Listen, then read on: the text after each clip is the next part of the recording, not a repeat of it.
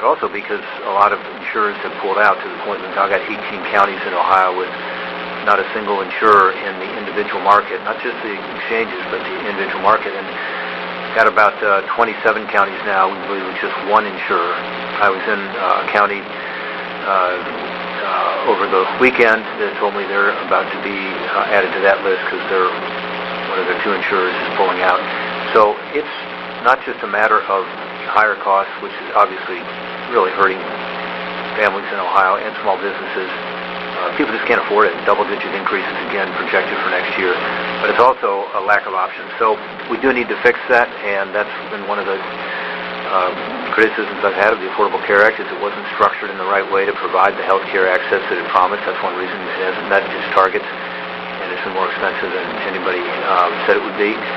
But having said that also, I want to be sure that we are protecting people who are currently getting coverage, particularly low-income Ohioans, because we're a Medicaid expansion state. That is a particular concern of ours. And so we're continuing to try to work with the Senate leadership to come up with a better approach that does lower the cost of coverage. That's important. Does give better access to quality care. That's important, but also protects some of the most vulnerable in Ohio. So we'll see how this all comes out. One of the focuses that I've had is not just on people who are in expanded Medicaid, but more broadly those who are receiving drug treatment at a time when Ohio is facing an opioid epidemic. And I want to ensure that those who are getting that opioid treatment under Medicaid can continue to have coverage under whatever the new system is. So that's one reason I've been advocating for this opioid fund, the $45 billion. It's one reason I've been concerned about having an adequate glide path to a new system and ensuring that there's adequate funding year to year for that system.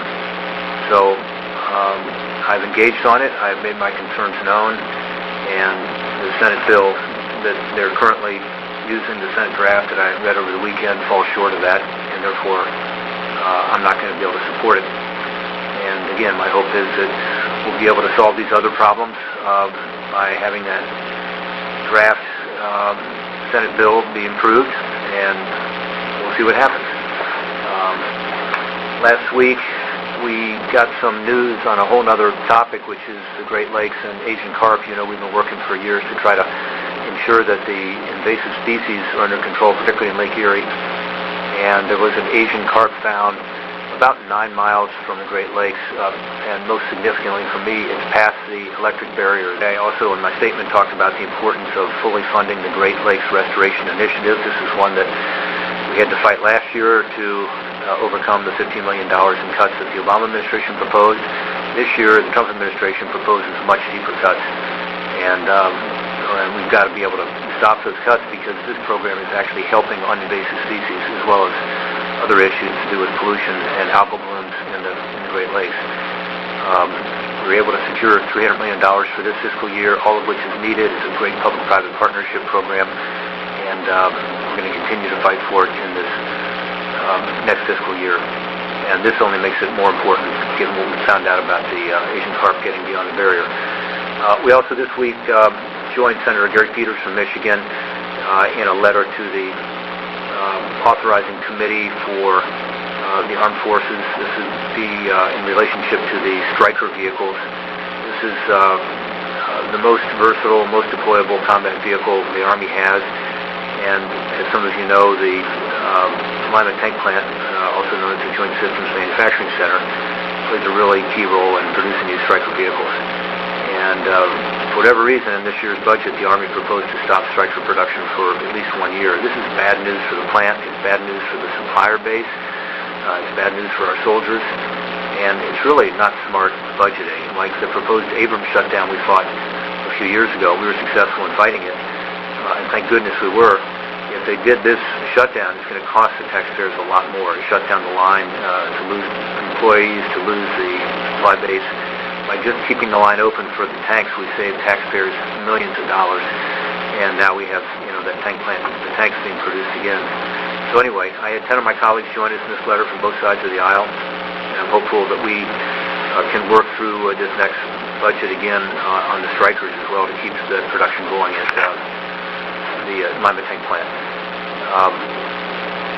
We have also recently gotten funding for new strikers in another program, so it would be crazy to block striker production in one program and have them continuing in another one, which is the R&D and the procurement for striker vehicles with a larger weapon, which our Army asked for last year, and that is primarily focused on Europe, where they pulled out the tanks. Anyway, that's one we'll continue to follow.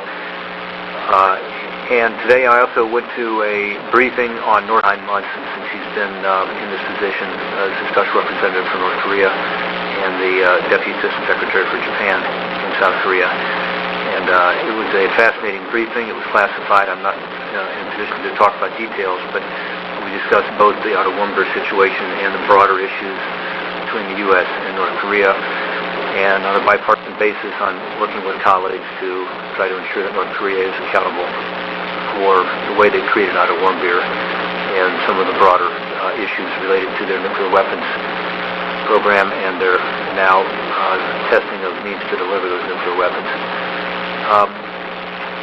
We also did some other legislation this week. This is our independent agency bill. It requires independent regulatory agencies to analyze the costs and benefits of new regulations and then to tailor those new rules to minimize unnecessary burdens on job creators, on small businesses, on the economy. This is something that we have got a lot of consensus on. It's something that President Obama talked about. He actually issued an executive order on this to ensure that independent agencies were brought in under some sort of cost-benefit analysis. It needs to be codified because it requires a change in law to ensure that from administration to administration that they would be required to follow this. I think it's really common sense regulatory reform, as the Regulatory Accountability Act was that I introduced a couple weeks ago. Got marked up in committee a couple weeks ago that I've introduced with Senator Heitkamp, Senator Hash, and Senator Manchin. So it's more along the regulatory reform agenda, and I hope this is something that the Senate will turn to perhaps after the health care debate and during the tax reform time. We can have some regulatory reform bills on the floor to help reduce costs for businesses so they can add more jobs and we can create more economic growth in Ohio and around the country. With that, open up to questions on anything. Yes, Jack Torrey. Two questions. First of all, the Chamber of Commerce, the Business Roundtable, NFIB, and the National Association of Manufacturers wrote a letter to McConnell and Ryan this afternoon that said, talked about all the competing priorities inherent in what you're doing this year, but given the historic opportunity before Congress, no other reforms under consideration rise to the importance of pro-growth comprehensive tax reform. It seems as if they're saying there's a subtle hint there. Why don't you guys drop health care and go to tax reform before you miss it? Interesting.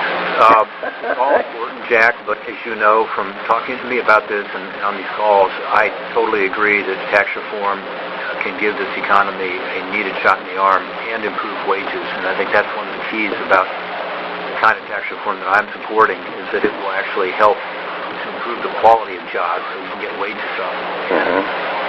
Not much else has that kind of potential, so I don't disagree with them. We do have other priorities too. I mentioned regulatory reform. I mentioned healthcare reform. We've got work to do on infrastructure, but it's at the top of my list, and I'm going to continue to work on it. Yesterday, Senator Hatch announced that I'm going to be co-chairing the international tax side of this reform effort for the Senate Republicans, both for the Senate Finance Committee, and I'm happy to do that. I'm working on the whole broad range of individual tax reform. Pass-through businesses, C corporation businesses, and international, and it's absolutely a great opportunity. One other question. The governor of Ohio has rather loudly been saying he's been urging you to not accept some minor compromise or something like that on the health care bill. Has he talked to you personally? I mean, we've seen him on television, we've seen him at news conferences, but has he made his views to you personally, or has it been staff to staff? Yeah, no, I've talked to him about it a number of times, and I didn't see his whole press conference yesterday, but I saw a lot of reporting on it, including probably your story. And I think he said that. He said, no, I talked to Portman a lot about it. Look, he's got expanded Medicaid in Ohio that he's trying to protect. I totally get that. He's also talked about a glide path, to ensure that we'd end up with a good system. I totally support that. He's talked about my interest on the opioid front, so we share a lot in common on it. The one thing I will say is, I think he realizes that the expanded Medicaid, which is the 95%, soon to be 90% federal match, as compared to the traditional Medicaid match, which is about 62% in Ohio, is something that should be resolved. In other words, to pay 90% federal match for men and women without children, adults, and then for the blind and the disabled and the elderly and kids to only pay 62%, that probably is not good policy or sustainable over time. And that's why he's talking about a glide path to SFI. And that gets lost sometimes in the discussion that under the Affordable Care Act, you had this division between the expanded population and traditional Medicaid. And expanded also goes up to 138% of poverty rather than just 100%. So I think, both of us have said, we can support reform, but it's got to be smart reform. It has to ensure these people who are currently getting covered, particularly with the opioid issue in Ohio, have a place to land. And anyway, I appreciate his being out there and talking about it. Sir, this is Deirdre from the Enquirer. Can you just talk more about what it would take to get you to yes on the health care bill? I assume you're still at the table negotiating, and is it just this $45 billion for opioids that would help you, or do you also want changes in the cuts to the Medicaid growth rate? Yeah. First of all, Deirdre, I looked for you after the North Korea briefing, and I'm sorry it took so long because you probably had to go on somewhere else, but I was looking for you. I want you to know. I know you wanted to talk about this. As I said earlier, I continue to have questions about the effect of this bill on people in Ohio who are getting coverage now, and that includes those who receive drug treatment, especially under Medicaid expansion, because that's been kind of just a year-to-year growth rate, and being sure that the program is set up in a way that it can help people. In other words, if you have a tax credit that's supposed to be there for people who have graduated from being in Medicaid and yet are at an employer where they don't have health care, you want to have a health care system that gives them the ability to get coverage, and that's what these Affordable Care Act exchanges were about in part. Well, the House has a tax credit system to do that. In the Senate, I'm trying to ensure that tax credit system is real. In other words, people will be able to get health care coverage they can afford, including not having deductibles be too high. So it sounds like it would take a lot for you to get to yes. A lot of different moving pieces here, but yeah, I focus a lot on this issue of drug treatment because it's a particularly important issue in our state. But if they put in $45 billion over 10 years for opioids, would you vote yes? Well, I'd have to look at the whole the whole thing. That would be it'd be a huge help for those people, and by the way, it could provide some services that Medicaid doesn't even provide now in terms of wraparound services on recovery to ensure those people can truly not just get immediate help but get on their feet. So, but I'm looking at the whole package and see how it looks at the end. Why did you vote? Why did you declare after the bill was dead? Why did you say you were opposed to it? What was the point of that? What do you mean the bill is dead? Well, McConnell said there's not going to be a vote. They're going to keep negotiating it, so that bill is no longer in play. Well, he said he was delaying the vote.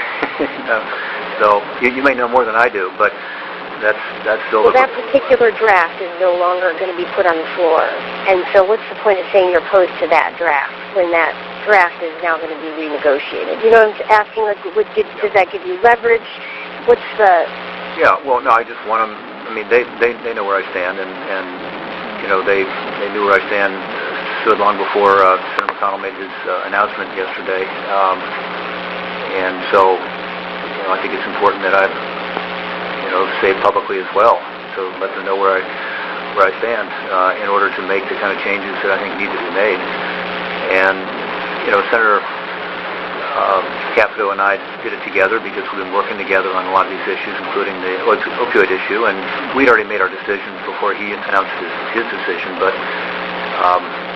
it was just a question of timing. He kind of surprised all of us with his announcement, but I think it was a positive announcement because it gives us a chance now to try to improve it. But it's still the draft out there, Deirdre, and it doesn't meet my criteria that I've laid out so clearly, not just on this bill, but I laid it out clearly months ago on the House bill, and then was not able to support the House bill because of some of the same deficiencies. So I've been very consistent. If you look at my statement yesterday, it's the same thing I said last week when they came out with the draft. Senator Portman, Tom Jackson at the Sandusky Register. Hi. You tried to chat with us yesterday, and you had to postpone it till today so you could go to the White House. Could you say something about how that meeting went and if you had a chance to raise your concerns? Yeah, it was a good meeting in the sense that there was a very honest exchange of different points of view. I think just about every senator on the Republican side was there. There were 52 of us, maybe 50 were there. And, I spoke about my concerns and was able to do so of not just all my colleagues, but also the President and Vice President and their staff. And so, there wasn't resolution on all these issues, but there was the opportunity to have a really spirited and honest discussion of some of the differences. And also, I think a sense among everybody there that we would like to be able to fix some of these significant problems in the Affordable Care Act. And so, there's a commitment to trying to figure out how to resolve our differences because I think nobody likes the status quo where you've got these huge increases in premiums and deductibles in Ohio, where you've got insurance companies pulling out. I mean, we're one of the states that's just hardest on that. We've got 18 counties now with 0 insurers in the individual market, and another 27 with only 1 insurer. And in north central Ohio, Sandusky area, I'm sure you hear from some of your readers, people are really frustrated. Their costs are so high, particularly their deductibles. So how do you get at that? How do you get these premiums down? How do you get more competition, more people into the market? And that's part of what has to happen. And by the way, I think I've said this in this call before, it would have had to happen if Hillary Clinton was president, if she had gotten elected, or if you'd had a Democratic Congress elected. These are real problems affecting people I represent, and so there is a sense, and there was a sense in the meeting yesterday that we should try to figure out how to resolve our differences because we owe it to the American people to figure out how to fix the problem. Senator John Califas,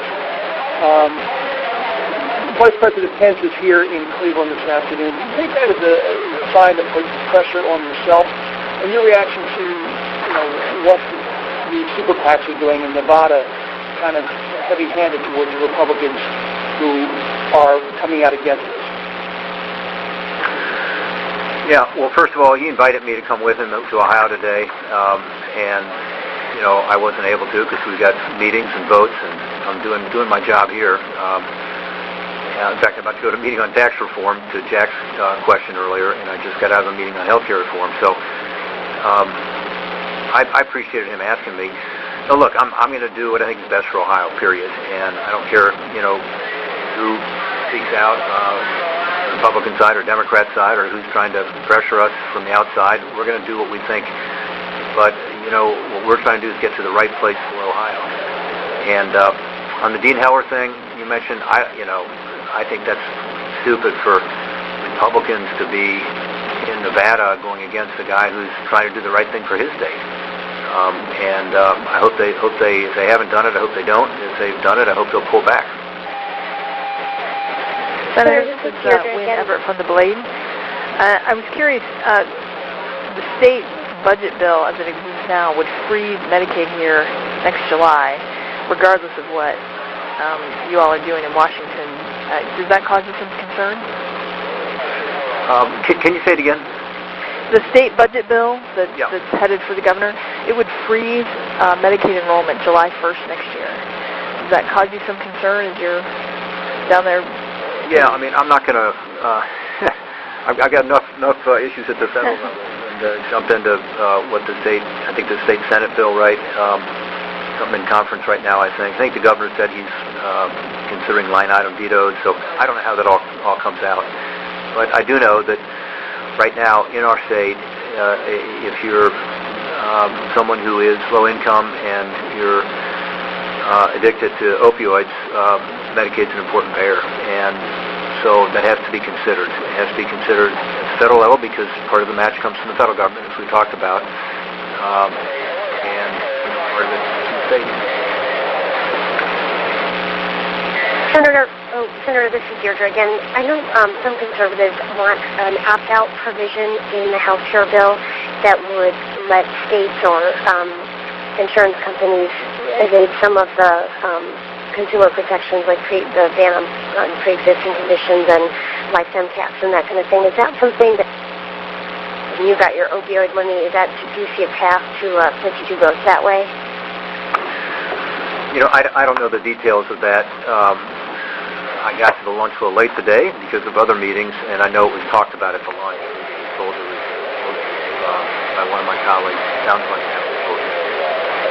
I support the language that says that insurance companies cannot deny coverage from people. That is under the Affordable Care Act. It's not clear that was included in the House bill. That was one of the concerns I had with the House bill, as you know.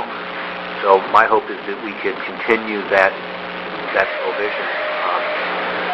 And so I don't know. I know there's talk about other flexibilities. I don't oppose flexibility, as you know. I think it's important for giving the states, in particular, more ability to manage these programs. I think they'll do a better job.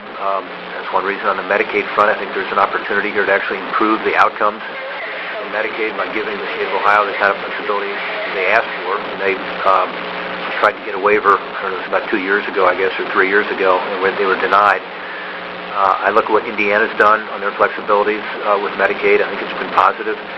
So I'm not against